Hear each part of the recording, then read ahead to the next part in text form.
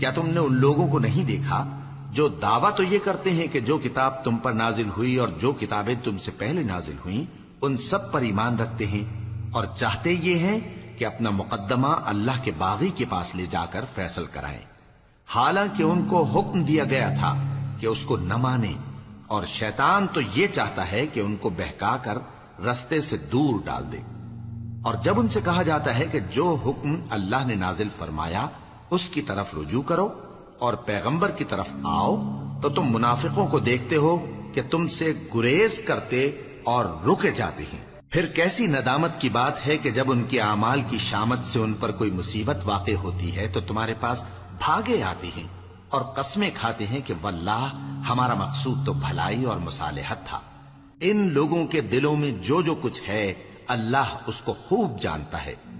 تم ان کی باتوں کا کچھ خیال نہ کرو اور انہیں نصیحت کرو اور ان سے ایسی باتیں کہو جو ان کے دلوں میں اثر کر جائیں۔